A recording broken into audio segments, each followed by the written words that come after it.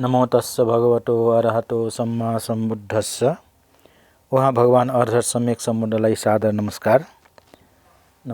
आदरणीय दर्शक महानुभावहरू, भगवान बुद्धको वचन सङ्ग्रहित त्रिपिटक अन्तर्गत पहिलो पिटक सूत्र पिटकमा भएका 5वटा निकायहरूमध्ये चौथो निकाय अङ्गुत्तर निकायको हामी सिलसिलेवार चर्चा गर्ने क्रममा आज हामी 98औं एपिसोडमा आइपुगेका छौँ। आदरणीय दर्शक महानुभावहरू, र गएको एपिसोडमा हामीले यो अङ्गुत्तर निकायमा भएका 11वटा निपाटहरूमध्ये दोस्रो निपाट, जसलाई डुक निपाट भनिन्छ, त्यसमा दुईटा धर्महरूको सङ्ग्रह हामी पाउँछौँ र त्यसमा पनि 15वटा वर्गहरू छन्। त्यो 15वटा वर्गहरूमध्ये पहिलो वर्ग, जसलाई कम्मकरण व गो अथवा कर्मकरण वर्ग भनेर भनिएको छ, र त्यसमा भएका 10वटा सूत्रहरूमध्ये 6औं सूत्र, जसलाई संयोजन सूत्र अथवा बन्धन सूत्र भनेर भनिएको छ, त्यसबारेमा चर्चा गरिराखेका थियौँ र त्यो संयोजन के हुन्, कति प्रकारका छन् भन्ने विषयमा पनि यहाँहरूलाई मैले केही जानकारी गराएँ।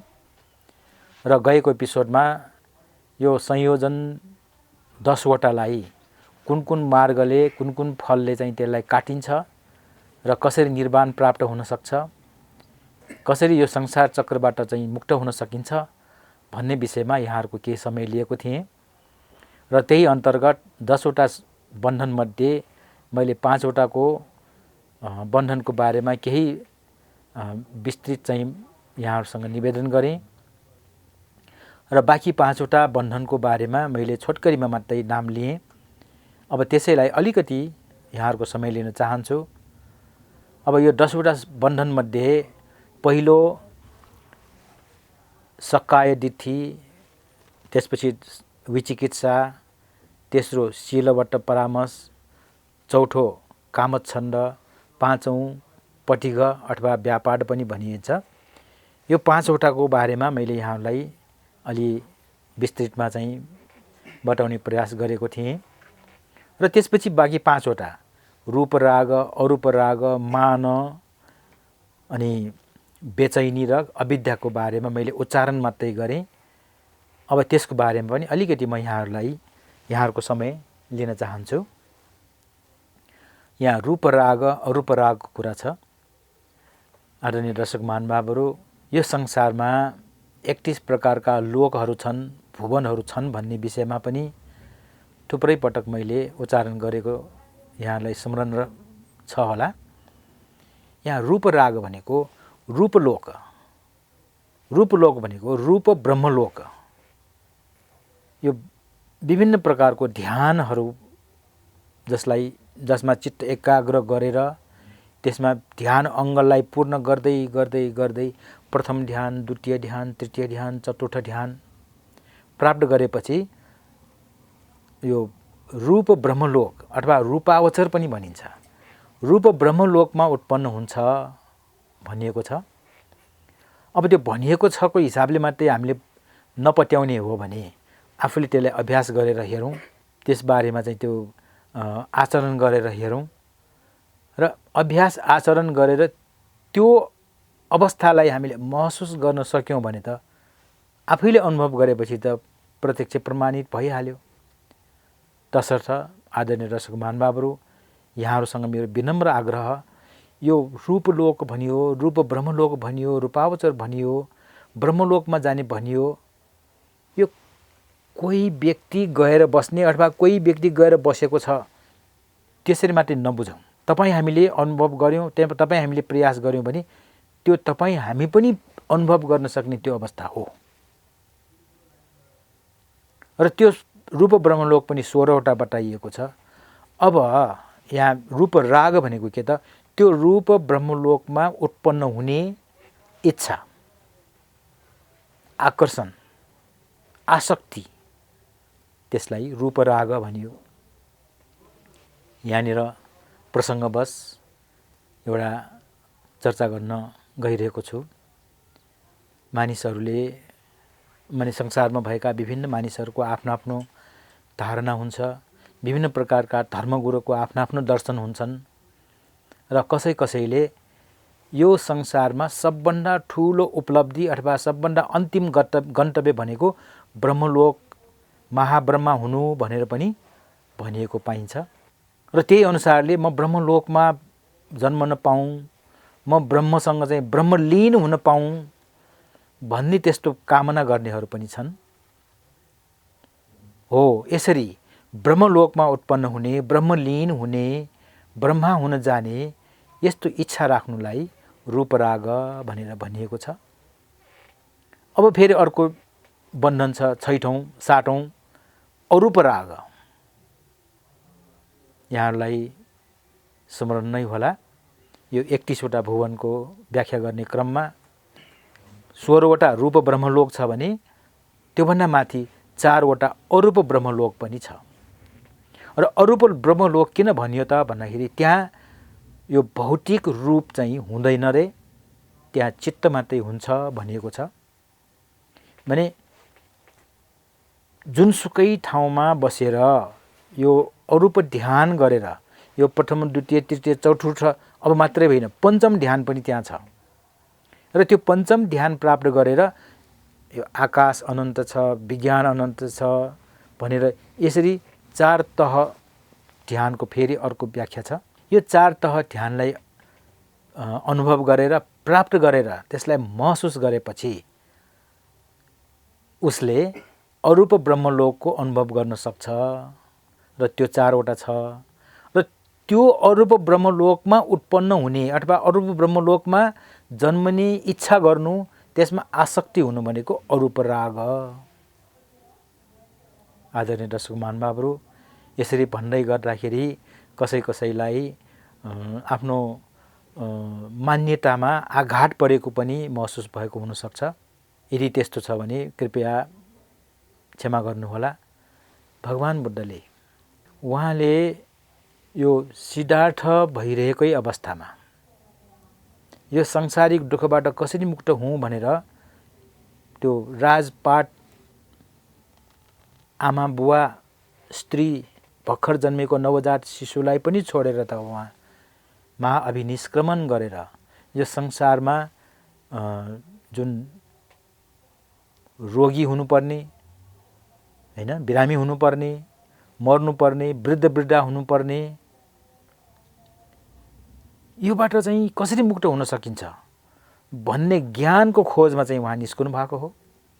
र निस्केर गइसकेपछि उहाँले यो ज्ञानको खोजीको लागि विभिन्न प्रकारका धर्मगुरुहरू, त्यति बेलाका प्रचलित गुरुहरूको सङ्गत गर्नुभयो। उनीहरूबाट विभिन्न प्रकारका विद्याहरू सिक्नुभयो, विभिन्न प्रकारका शास्त्रहरू सिक्नुभयो, विभिन्न प्रकारका ध्यानहरू सिक्नुभयो, अभ्यास गर्नुभयो र आफ्नो मनलाई चाहिँ उहाँले चाहिँ निरीक्षण परीक्षण गर्नुभयो। र यसरी गर्दाखेरि त्यति बेला प्रचलित यो 8औं ध्यान, पहिला 7औं ध्यानसम्म उहाँले प्राप्त गर्नुभयो, अनुभव गर्नुभयो आला र कालामबाट। त्यसपछि उदक रामपुत्रबाट 8औं ध्यान सिक्नुभयो। यो 7औं 8औं ध्यानले अरूप ब्रह्मलोकसम्म लाने हो। मैले अघि पनि निवेदन गरेँ, त्यो भनेको भरमा, लेखेको भरमा मात्रै हामीले विश्वास गर्नुपर्छ, मान्नुपर्छ भन्ने छैन। तपाईँ हामीले पनि त्यो निरीक्षण गरेर, परीक्षण गरेर, अनुभव गरेर हेर्न सक्छौँ। र सिद्धार्थले त्यसरी 8औं ध्यान प्राप्त गरेर अरूप ध्यान पनि अनुभव गरेर पछि आफ्नो मनलाई निरीक्षण गरेर चाहिँ उहाँले के भेटाउनु पाउनुभयो त भन्दाखेरि, ओहो, यो अवस्था अरूप ब्रह्मलोकमा उत्पन्न हुन सक्ने अवस्था, त्यो भनेको हजारौं लाखौं करोडौं वर्षको चाहिँ आयु हुन्छ। त्यहाँ रूप हुँदैन तर मन हुन्छ। मनले चाहिँ त्यो जुन शान्तिको अनुभव गरे हुन्छ त्यसमा चाहिँ मज्जासँग शान्ति अनुभव गरेर बस्न सकिन्छ। तर त्यसको केही आयु छ। अघि भने लाखौं करोडौं वर्ष हुन सक्छ। तर त्यो आयु सकेपछि, त्यो ध्यानको बल, ध्यानको शक्ति सकेपछि त्यहाँबाट फेरि पतन भएर पुनर्जन्म हुनुपर्छ भनेर उहाँले चाहिँ त्यो कुरालाई चाहिँ महसुस गर्नुभयो।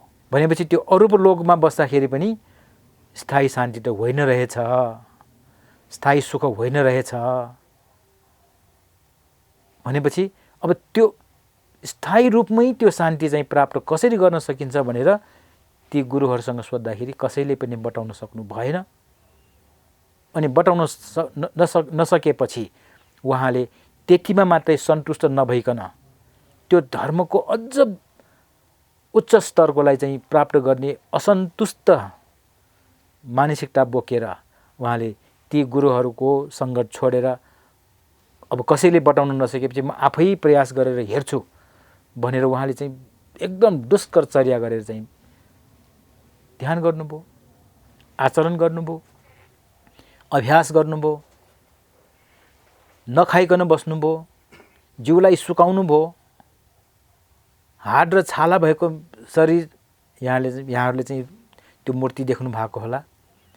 त्यस्तो अवस्थासम्म पुगेर पनि उहाँले चाहिँ त्यो स्थायी शान्ति अथवा पुनर्जन्म हुनु नपर्ने ज्ञानलाई प्राप्त गर्नु सक्नु भएको थिएन।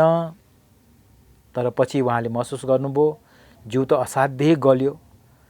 उहाँ ध्यान गर्दा गर्दै अब दिशा पिसाबको लागि उठ्नुहुन्थ्यो, उठ्दाखेरि शरीरमा केही बल थिएन,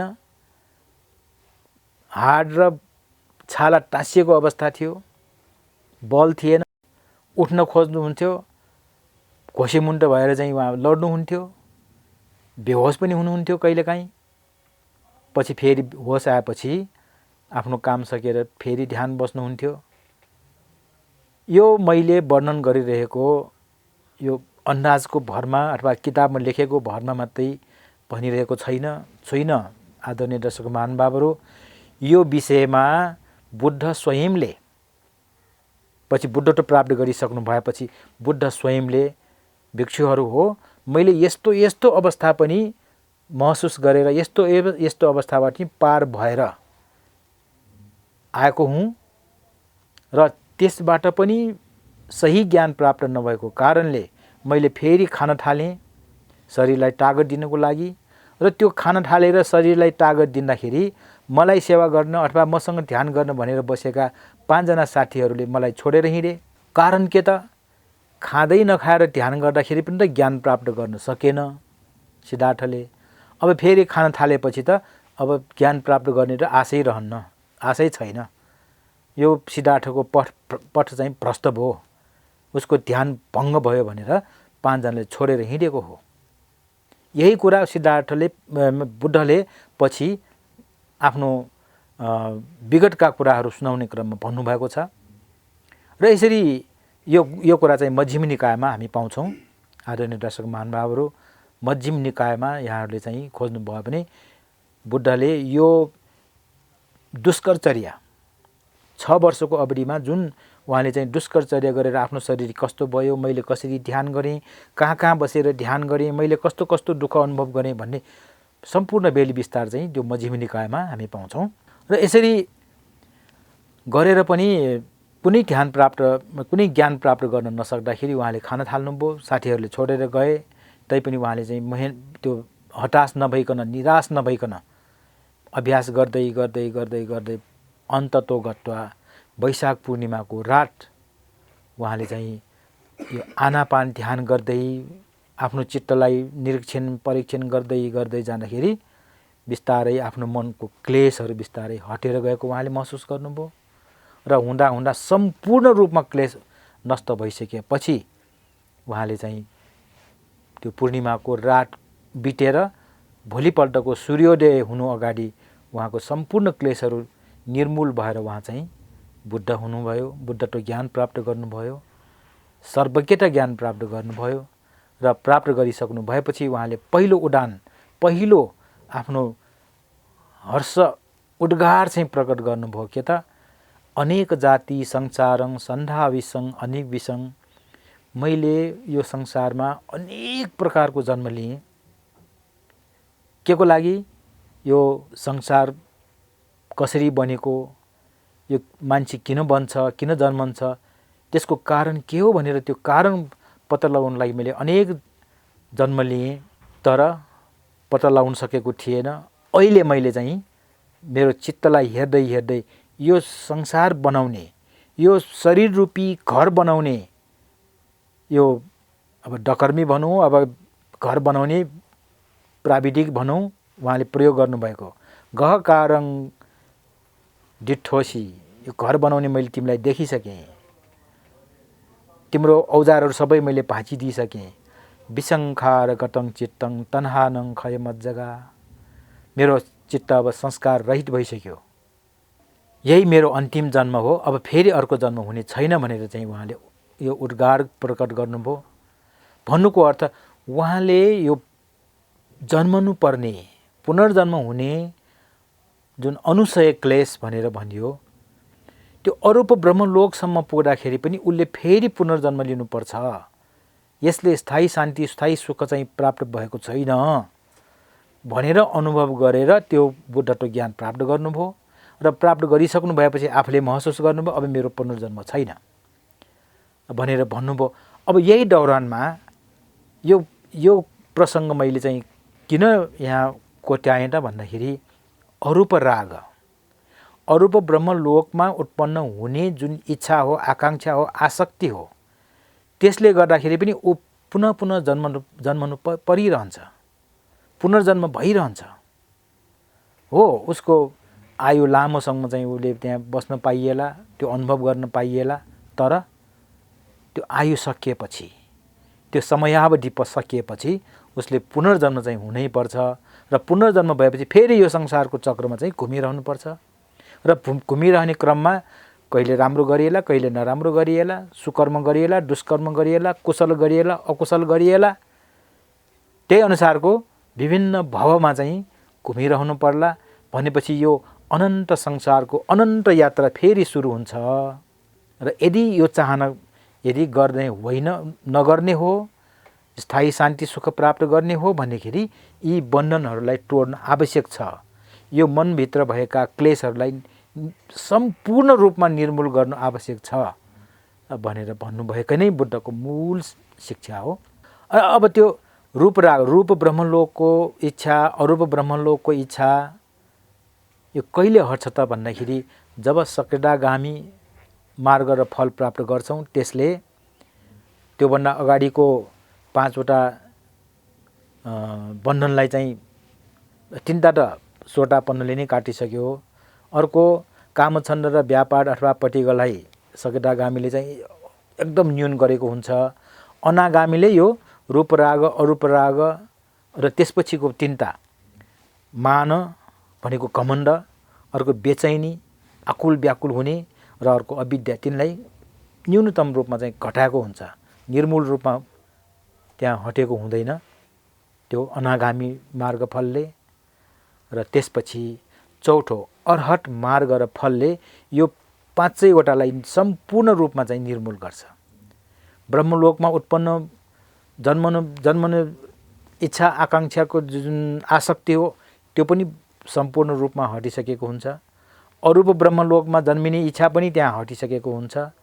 र मान, घमण्ड, अहङ्कार जुन मानिसमा दम्भ हुन्छ त्यो पनि सम्पूर्ण रूपमा नष्ट भइसकेको हुन्छ। त्यसपछि बेचैनी, यो कुरा गर्दाखेरि यहाँले अनुभव गरिराख्नु भएको हुनुपर्छ, गरिसकेको हुनुपर्छ। मानिसमा बाहिरी रूपमा प्रकट रूपमा चाहिँ बेचैनी नदेखिए पनि मनभित्र एक प्रकारको आकुल व्याकुल, डावाडोल, औडाहा भइरहने मानिसहरूको स्वभाव छ। मानिसहरूको मात्रै होइन, सम्पूर्ण प्राणीहरूमा यो स्वभाव बाँकी रहन्छ। उसले प्रकट रूपमा हामीले अनुहारमा नदेखे पनि उसको मनभित्र एक प्रकारको यो हावाहुरी चलिरहेको हुन्छ, बेचैनी। यो गरौँ कि त्यो गरौँ, यो भनौँ कि त्यो भनौँ, यहाँ जाउँ कि वहाँ जाउँ, यसलाई भनौँ कि उसलाई भनौँ, यस प्रकारको यो जुन आँधी बेरी चलिरहेको हुन्छ, यसलाई उद्धच पनि भनिन्छ। यसरी मानसिक आकुल व्याकुल मनमा भइरहने जुन स्वभाव हो त्यो पनि एक प्रकारको बन्धन हो, त्यसले पनि खिचेर राख्छ। रूप ब्रह्मलोकमा उत्पन्न हुने पनि खिचेर राख्छ, अरूप ब्रह्मलोकमा उत्पन्न हुने इच्छाले पनि खिचेर राख्छ। घमण्ड, अहङ्कार, दम्भ, त्यसले पनि खिचेर राखेको हुन्छ, त्यो पनि एक प्रकारको बन्धन। त्यसपछि मानसिक आकुल व्याकुलता, त्यसले पनि खिचेर राखेको हुन्छ। र अन्तिम 10औं संयोजनको रूपमा अविद्या, अविद्या भनेको विद्या नभएको, ज्ञान नभएको, ज्ञानहीन अवस्था, यथार्थतालाई बुझ्न नसक्नु, यथार्थताबाट टाढा हुनु र त्यसलाई बुझ्ने प्रयास नगर्नु, प्रयास गरेर पनि त्यसलाई चाहिँ उपलब्धि हासिल गर्न नसक्नु, यी सबैलाई अविद्या भनिएको छ। यो पनि एक प्रकारको बन्धन हो, यो पनि एक प्रकारको डोरी हो। र यसरी यी 5 प्रकारका बन्धनलाई अब यो अनागामीले धेरै हदसम्म न्यून गरेको हुन्छ भने अर्हत मार्गले पूर्ण रूपमा चाहिँ त्यसलाई निर्मूल गरेको हुन्छ र अब उसले प्राप्त गर्ने अन्तिम गन्तव्य भनेकै निर्वाण, जसलाई स्थायी शान्ति भनेर भनियो। र यसरी भगवान बुद्धले 2 प्रकारका धर्महरू छन् हे भिक्षुहरू हो। एउटा संयोजनीय धर्ममा मज्जा मान्नु, यो 10 प्रकारको संयोजनमै मज्जा मानेर मानिसहरूले चाहिँ अथवा सत्वहरूले चाहिँ आफ्नो जीवनलाई चाहिँ अगाडि बढाइराखेको हुन्छ र त्यसले गर्दाखेरि संसारमा पुनर्जन्मको भुमरीमा चाहिँ त्यो फसिरहेको हुन्छ। र अर्को भनेको यस्तो संयोजनीय धर्ममा विरक्तता हुनु, त्यसबाट चाहिँ अलग हुनेतिर चाहिँ प्रेरित हुनु र हुँदै हुँदै हुँदै यो 10 प्रकारको बन्धनबाट चाहिँ अलग्गै हुन सक्नु। यसरी 2 प्रकारको धर्मको बारेमा बताउनु भएको कारणले यो सूत्रलाई दुःख निपातमा राखिएको छ।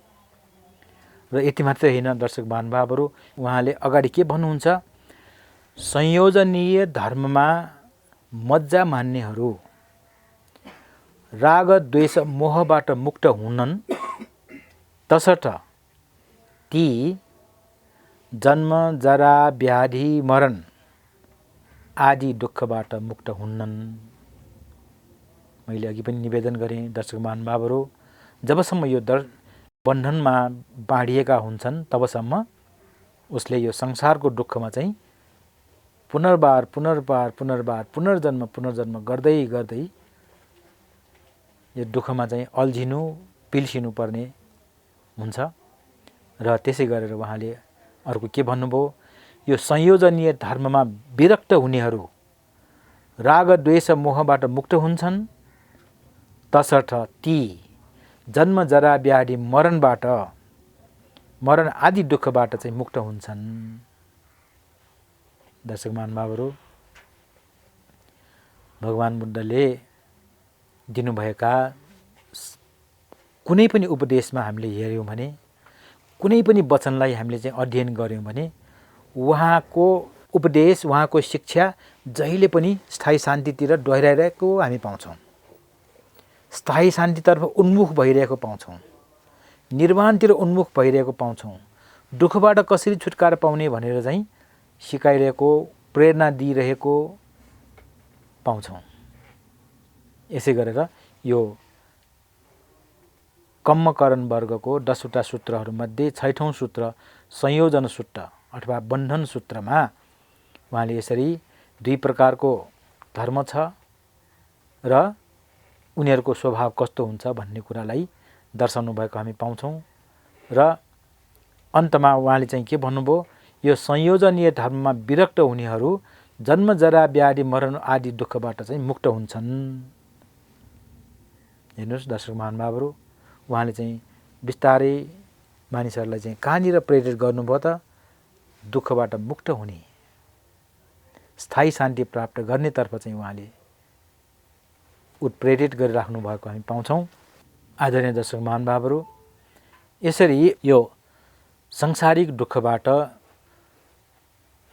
मुक्त हुनको लागि सबभन्दा पहिले त्यसको कारणलाई जान्नु पर्यो र कारण जानिसकेपछि त्यसमा उपायहरू छ कि छैन हामीले हेर्नु पर्यो र उपाय छ भने त्यसलाई अवलम्बन गर्नु पर्यो। यसरी जुनसुकै उपदेशमा पनि हामीले चटुवारे सत्यलाई चाहिँ दोहोऱ्याइरहेको हामी पाउँछौँ र बुद्ध शिक्षा, बुद्ध धर्मको विशेषता नै यही हो। जुनसुकै उपदेश हामीले हेर्यौँ भने पनि चटुवारे सत्यबाट चाहिँ निर्देशित भइरहेको हुन्छ, चटुवारे सत्यतिर त्यो चाहिँ उन्मुख भइरहेको हुन्छ। जस्तो अब संयोजनकै कुरा गरौँ, संयोजन के हो? बन्धन हो। अब त्यो संयोजनबाट के हुन्छ? संसारमा पुनर्बार दोहोर्याएर जन्मनु पर्ने हुन्छ। त्यो भनेकै जन्म जरा व्याधि मरण दुःखबाट चाहिँ ऊ मुक्त भएको हुँदैन। त्यो भनेकै पुनर्जन्मको भूमिमा चाहिँ ऊ अल्झिरहनुपर्छ। र अब त्यसबाट मुक्त हुने चाहना गर्ने हो भने त्यो बन्धन, त्यो संयोजनबाट चाहिँ विरक्त हुनु पर्यो, अलग हुनु पर्यो, त्यसबाट मुक्त हुनु पर्यो। र त्यसबाट मुक्त भइसकेपछि त्यसको परिणाम के हुन्छ त? अब जन्म जरा व्याधि मरणबाट चाहिँ ऊ अलग हुन्छ, मुक्त हुन्छ। त्यसकारण चटुवारे सत्यको कुरा चाहिँ दुःख छ, दुःखको कारण छ, त्यो दुःख हटाउन सकिन्छ र हटाउने उपाय छ। अब यो चटुवारे सत्य योसँग ठ्याक्कै मिलाउन हामीले सक्छौँ। त्यसै गरेर अरू सूत्रहरूमा पनि यो चटुवारे सत्यबाट निर्देशित भएको कुराहरू हामी पाउँछौँ। र अघि पनि निवेदन गरेँ, भगवान बुद्धले आफ्नो उपदेशमा, आफ्नो शिक्षामा, आफ्नो वचनमा सम्पूर्ण सट्टो प्राणीलाई प्रेरित गर्ने खालका उपदेशहरू, प्रेरित गर्ने खालका शिक्षाहरू, र कहाँ प्रेरित गर्ने त? दुःखबाट मुक्त हुने, संसार दुःखबाट मुक्त हुन प्रेरित हुने खालका शिक्षाहरू मात्रै हामी पाउँछौँ। त्यो संसारमा डुब्ने, संसारमा अल्झिने त्यो कुनै पनि उहाँको उपदेशमा हामी पाउँदैनौँ। र मैले बरोबर यहाँलाई निवेदन गर्ने गरेको छु, यो बुद्धको शिक्षा जो कसैलाई पनि काम लाग्छ, जो कसैले पनि अभ्यास गर्न सकिन्छ। त्यसमा बौद्धहरूले मात्रै यो सुन्नुपर्छ, अबौद्धहरूले सुन्नै हुँदैन, यो नेपालीहरूले मात्रै गर्नुपर्छ, विदेशीहरूले गर्नै हुँदैन, बिल्कुलै त्यस्तो छेकबार छैन। त्यसकारण बुद्धको शिक्षा सार्वजनीन छ, सार्वदेशिक छ र सार्वकालिक छ। सार्वजनीन, सबै कुनै पनि व्यक्तिले, कुनै पनि प्राणीले त्यसलाई अपनाउन सकिन्छ। सार्वदेशिक छ, कुनै पनि देशको भौगोलिक सिमानामा यो बाँडिएको छैन। जुनसुकै देशको पनि व्यक्तिले यसलाई अवलम्बन गर्न सकिन्छ।